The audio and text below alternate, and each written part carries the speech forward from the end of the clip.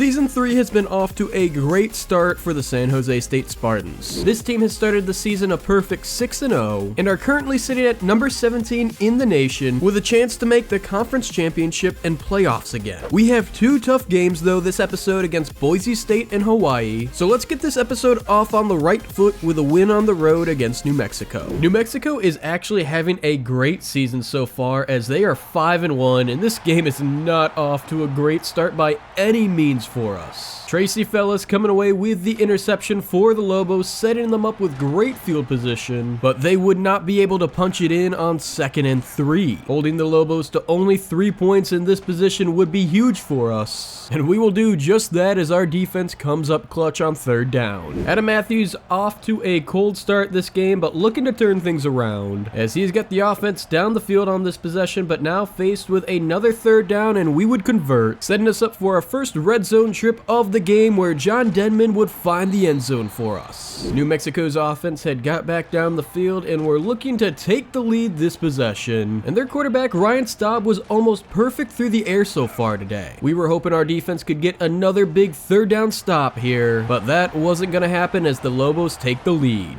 Up by 3 points, this was another crucial 3rd down our defense needed to get a stop on, as New Mexico would kick the field goal to go up by 6, and Adam Matthews was trying to get us some points before half. And with only one timeout remaining, we had to play it smart here as this could be a big play from Cooper Hawk. And that would be our final timeout, so that meant this play had to be to the end zone, and it was a touchdown. This extra point would help give us the lead headed into half, and getting the ball first to start the second half meant a chance to extend this lead. Adam Matthews had definitely turned his day around after starting with that interception, and it was time to see if he could pick us up another 1st down as he would go across the middle, and that would do it, putting us at the half-yard line where John Denman would take it in for 6. It was still only a 1-possession game in the 4th quarter as New Mexico were down by 8 points and could tie it up on this possession, and with the way they were moving the ball right now, it looked like that was a real possibility for them. That completion put their quarterback Ryan Staub over 150 yards on the day as New Mexico is going to find the end zone, but they would not be able to convert the 2-point conversion to tie it. It was time for us to try to run out as much clock as we could here as New Mexico were going to use their timeouts, and this was a big 3rd down for us. We needed to pick it up as Adam Matthews rolling out. He's going to dump it short, and that is going to be short of the 1st down. A risky move by Coach Jones here, but he's keeping the offense on the field as a 1st down here could seal the game, but that pass is going to be dropped, giving New Mexico great field position as they give it right back. It's the junior linebacker Blake Tabarachi who comes away with the huge interception for us. And after that 1st down, New Mexico only has 1 timeout remaining to use. With no other way to stop the clock, that 1st down from John Denman would seal the game for us. And man oh man was this a close one as we barely get the victory 21-19. Unfortunately, it looked like we were going to lose out on some recruits. And no surprise, it was mostly the 4-stars. Thankfully, we were still holding a small lead for our number 1 recruit Tommy James, as well as our number 2 recruit Randy Prude. I did not want to lose out on this linebacker though to in-conference rival Boise State, so it was crucial that we won this next game to try and convince him to come to our school. Boise State was the only team ranked higher than us in the conference, and with this being our first time on their blue field, I knew it was going to be a battle. Faced with a long 3rd and 8, we were just outside of field goal range here, but that completion made it a little closer as we were going to try to knock this home as it's almost blocked. Does it have enough distance? Yes, it does. I don't think I've ever seen that much pressure put on a kick that early in the game. Felt like I was trying to watch a game-winning field goal with the way they showed that. A great pass breakup by our defensive back there in the end zone, but they would find it on the very next play. And now we found ourselves right back in the same position we did last drive with a 3rd down. This time we would pick it up and find ourselves in the red zone for the first time this game and into the end zone. And after a defensive stop, Adam Matthews gets a chance to do what he does best with a 2-minute drill. Faced with a 3rd and 2, the crowd is going crazy here as Adam Matthews goes to the left side, and that's incomplete. So it's not looking like we'll extend our lead before halftime. Jump into the second half. Coach Jones going for it on 4th down in his own territory, and that would pay off as the drive stays alive, looking to convert a 3rd and 2 now. But after another 4th down conversion, we find ourselves in field goal range, and this is going to be another big kick for us here. Does it have the distance? It looks like it does, and it's good. Our kicker hasn't had the best of seasons so far, but he is coming up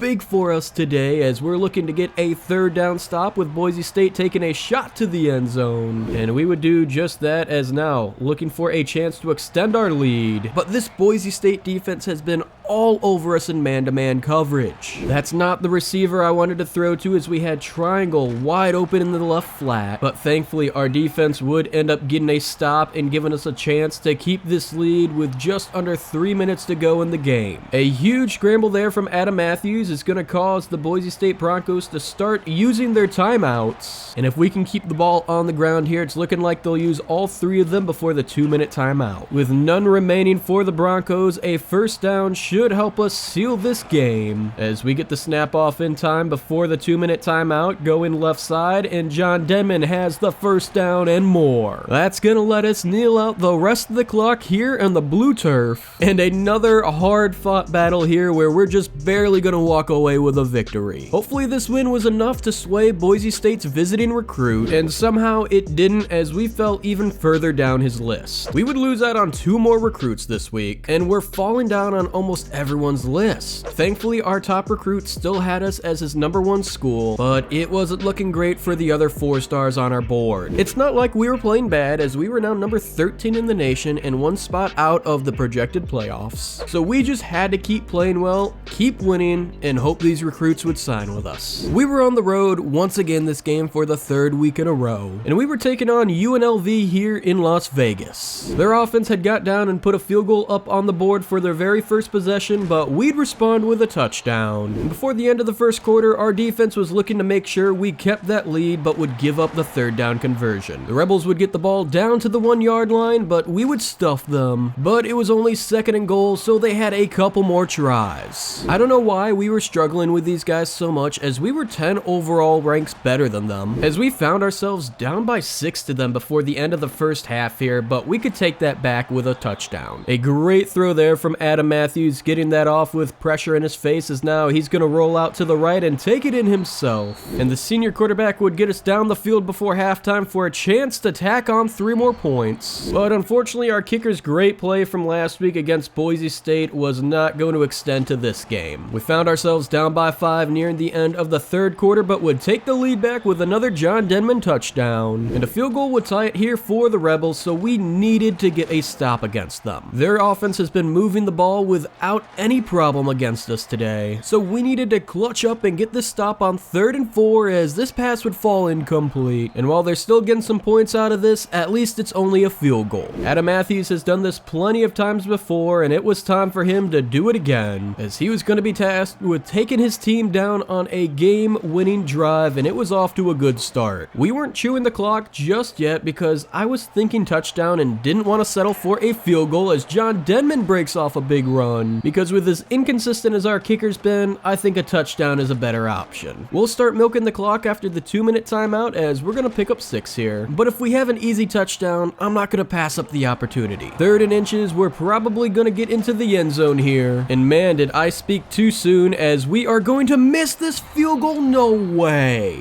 This is not good for us at all, as all UNLV needs now is a field goal, and they still have 2 timeouts remaining and have been moving the ball extremely well against us. Under a minute to go, but this is not looking good for us, folks, as that's wide open, and that's gonna probably seal the game for them. I just can't get over how we missed that field goal. I know it's technically not our kicker as they're going to score a touchdown here. And we need a miracle at this point as Adam Matthews is, you can't be doing this. We've seen crazier endings before as we need to take a deep shot here as that's a long bomb thrown down and that's almost caught. 3rd and 6, 15 seconds left. We'll see what happens here as Adam Matthews is going to throw this one up deep and that's going to be knocked down. And this is for the game. We've seen Hail Marys happen before for us, but this isn't even going to reach the end zone and that's intercepted.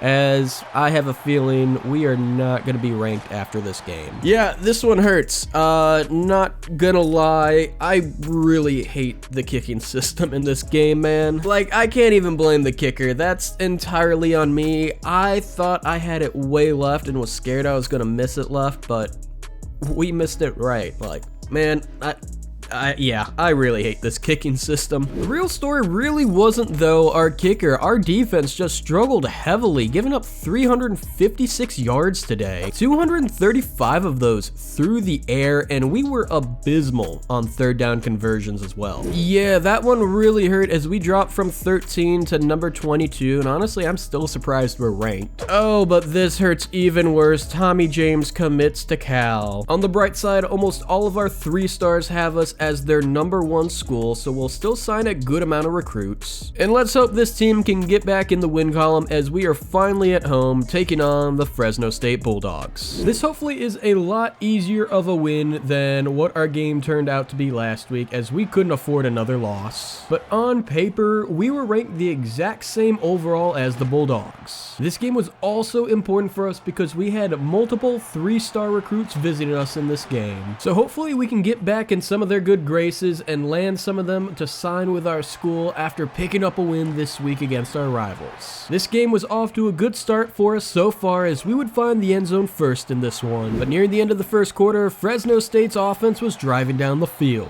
We had to do our best to try and keep them out of the end zone this possession, as that is something our defense really struggled with in our upset loss last week against UNLV. Thankfully, we would force the incomplete on 3rd down and force a field goal, but the Bulldogs kicker is going to miss that as we are going to hold on to our 7-0 lead. We have 2 timeouts in a minute and a half to try to extend that lead even more as the drive would start off with a holding penalty, but we will get all those yards right back and then some, picking up a 1st down and setting up a halfback screen to John Denman, who's going to make some defenders miss, putting Adam Matthews over 100 yards passing so far and getting us down inside the 20. It was going to be Cooper Hawk with the touchdown reception to put us up 14-0, and now Adam Matthews somehow escaping a huge loss on this play, and it's going to keep this drive alive. Showing off flashes of Johnny Manziel on that one as now he's going to go to the right side, but we're only going to pick up 3 yards on that play as John Denman now is met immediately, forcing us to a 3rd and 8 as Adam Matthews is going to lob this one up to the end zone and it's incomplete. Our tight end not able to come up with the jump ball, so we'd have to settle for 3. And now going up 17-0 in the 4th quarter, we had a chance to put this game away for good, but we're going to need to convert a 3rd down as that's a risky throw. It's going to be picked off. This might be a pick 6. John Denman saves it though. I have no idea what Adam Matthews was thinking with that throw as now we're going to have to recover this onside kick. Don't ask me how both teams ended up scoring a touchdown in that little time, so it's still a 10-point game for us. And it would stay that way as we're going to pick up the rivalry victory here in the battle for the Valley Cup. We officially lost out on 4-star Sam George Shelley, as well as another 4-star linebacker Alejandro Villaaga. We were still #1 for Randy Prude, as well as 4-star middle linebacker Brian Quintoriano and 4-star right tackle Stephen Went. We only had 3 recruits left on our board that didn't have us as their #1 option, but hopefully we could land those last few recruits as we were slowly climbing up the rankings to close out the season. Back at home once again, this time taking on 2-7 Air Force, and hopefully that means we have another easy win this week, but it wasn't starting off to a great start at all for us on defense. But thankfully, on 3rd and goal from the 2, we were all over this halfback pitch. The Falcons would have to settle for 3 points here in the first quarter, but would miss the field goal. But unfortunately, we were not able to capitalize on that with any points. We have only had the ball once this entire game as Air Force has dominated time of possession, and we really need to get a 4th down stop here, but they pick it up. Once again, the Falcons have got themselves down into the red zone, but faced with a 3rd and goal, our defense needed to come up big for us as we're going to get a stop and force a fumble, but they are going to pick it back up, and so one can only hope that they're going to miss another field goal. But that's not going to happen as we move to the second half down 3-0. Once again, they are going for it on 4th down, and we need to get a stop but can't. And our defense is just biting us in the butt as we are going to give up a touchdown on this option play. Finally, with less than a minute to go in the 3rd quarter, this is the first chance I get to play offense, which is one of the few bad things that kind of bugs me about playing the moments, as you don't have as much control as you would like to do, so we need to step up on this drive. But just getting a touchdown on this possession won't be enough, as we're going to need to get a defensive stop against the Falcons too. That's something our defense hasn't been able to do at all this entire game so far, but at least we're finally going to get into the end zone here. In a stunning turn of events, our defense actually gets a stop and forces a punt, and now it's time to see if we can put this game away for good with this possession. I want to make sure Air Force doesn't have another opportunity with the ball this game, as once we get to the 2-minute timeout, I'm going to try to run off as much clock as we can before scoring. Inside the 15-yard line now, we had under a minute and a half to go, and I didn't want to score, but if the opportunity presented itself like this, we couldn't pass it up. Air Force had all 3 timeouts, but were working from their own 14-yard line, and that was a huge sack, bringing up 2nd and 18, but somehow, don't ask me why, our defense gets beat down the right sideline and Air Force is going to take the lead. This might be the 2nd time this happens to us in a season, as we just have to launch this one up deep. That's going to be intercepted, and that's going to be the last of this ball game for us against Air Force, as this might be taken back for a touchdown. Another tough one for us to stomach, as I really thought this was going to be an easy victory, but this just doesn't seem to be the year for us. No surprise, we were going to lose out on 2 recruits on our board, and all of our 4-star recruits dropped us from the top of their list. After a bye week, we had officially lost out on Randy Prude to Duke, as well as a 3-star offensive lineman to Oregon State. We still had a shot at making the conference championship, but needed to win this last game to clinch a spot, and of course, it was against none others than our rivals Hawaii on the road. I can't overstate how important it is that we win this game and make the conference championship, because as head coach of the Spartans, we have yet to miss the conference championship in our career. Faced with a 3rd and 1 at midfield, we needed this to keep our drive alive, and we're going to get a little help from the Hawaii defense there as they push us forward past the marker. Let's see if we can get that lucky again here on 3rd and 2, and this time we have a wide open hole. And now it's time to see if we can go 3 for 3 on 3rd downs, but Cooper Hawk can't hold on to this one. So we will send the field goal unit out for 3, and this one is wide left. It has been a tightly contested game as we jump to the second half here inside the red zone. And neither team has scored yet, but we are looking to strike first here on 3rd and goal. We would get another opportunity with under 2 minutes to go in the first half to try and extend our lead over Hawaii. And after that deep completion to Cooper Hawk, Adam Matthews wanted to go for another one, but this time is going to be intercepted. Julian Smith coming away with that one for the Rainbow Warriors, but our defense would get a stop and we'd get one last chance in the first half. With only 1 timeout remaining, we had to use it wisely as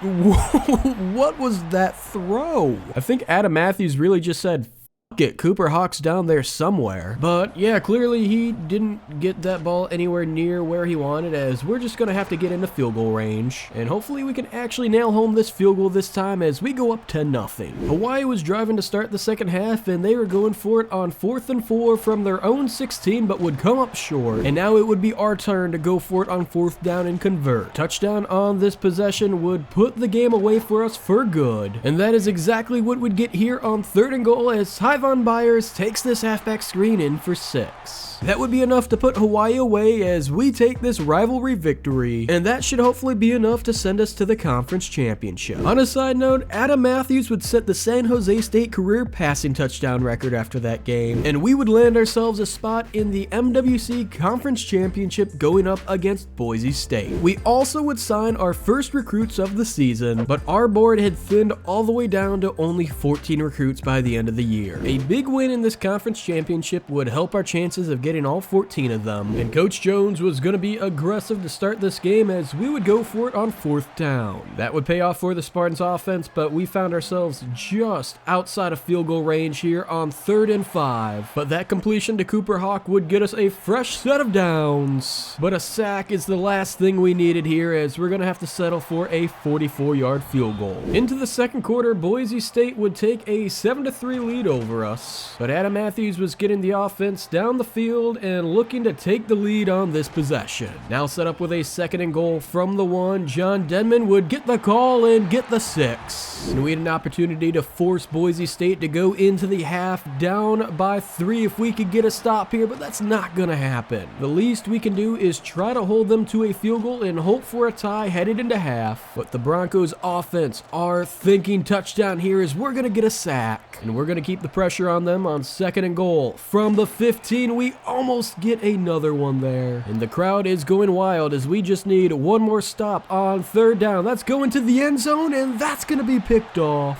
An even better outcome for us as we're looking to get another 3rd down stop to start the second half, but that is not going to happen, and we can only hope for another defensive takeaway here against the Broncos. We are going to be bringing the pressure here on 2nd and goal, but can't get the stop, and now find ourselves down by 4, but are back in the red zone once again. We have the opportunity to take the lead back over Boise State before the start of the 4th quarter, but that is going to come down to this 3rd down play as that is going to be caught by Cooper Hawk, but he is just short of the end zone as we're going for the quarterback sneak, and Boise State's defense comes up with the stand on the half-yard line. That failed 4th down attempt might have just cost us the game, unless we can come up with a stop here on 3rd and 11 to get the ball back, but we're going to give up a 1st down. If we want any shot at overtime, we need to hold them to a field goal, but Caden Anderson says otherwise. And this 4th down is going to be our last attempt to save the season as that is going to be picked off by the Boise State defense, ending our season. And for the first time in this series, we are not going to win the conference championship as the Broncos take it out of our hands here at home. I'm just hoping this doesn't have a huge impact for us on recruiting. We would end up signing 3 recruits after that game, but unfortunately after this week we could do no more recruiting. We had to set our focus though on the bowl game as we were invited to the LA Bowl against North Carolina, and this would be our last attempt this season to impress the 8 remaining recruits on our board. I would love to end our season with a big time bowl win over a Power 5 team, but it's not looking great for us in the first quarter as North Carolina already is looking to go up 2 possessions on us. We would have a chance to hold them to a field goal here on 3rd down, but that wasn't going to happen as they would convert and then score on the very next play. Our first promising drive of the night would end in a 4th down and 3 points, and now had under a minute to try to get down the entire length of the field for more points. We at least still had 2 timeouts remaining as this completion to Cooper Hawk is going to get us past midfield, and at this point only have 1 timeout remaining, but with only 15 seconds left, that's okay, as we're going to send Tony Soria out for a 42-yarder, and that's wide left. That first field goal we had has been our only semblance of offense this entire game, as this game has really shown us how much distance there really still is between us and a average Power 5 team. I would give it at a minimum another 2 years before we're able to compete with them, as that is going to be picked off, and we are going to limp to the end of our season, losing this one 24-3. Not at all how we wanted our season to end, but it's time to regroup and retool headed into the offseason. We had 11 players wanting to enter the transfer portal, and we would only be able to get 4 of them to stay, as we would be losing both John Denman and his backup running back Tyvon Byers. We also would be losing Cooper Hawk to graduation, and most notably, we would be headed into our first season without Adam Matthews. We only had 11 remaining recruits on our board from this season. We were all targeting an off-season recruiting, as well as 12 additional players from the transfer portal, and we would end up signing all 24 recruits on our board board, giving us the 52nd ranked class in the country. It was time to see training results, and finally we had our first player hit 90 overall in Myron Robinson, and Jalen Turner, our cornerback, wasn't far behind him at 87. It was also looking like we were going to have a quarterback battle headed into Season 4 between Tama Amasone and Tramel Jones Jr., who we picked up in the transfer portal. With that being said, that brings us to the preseason for Season number 4, where we will pick up next episode.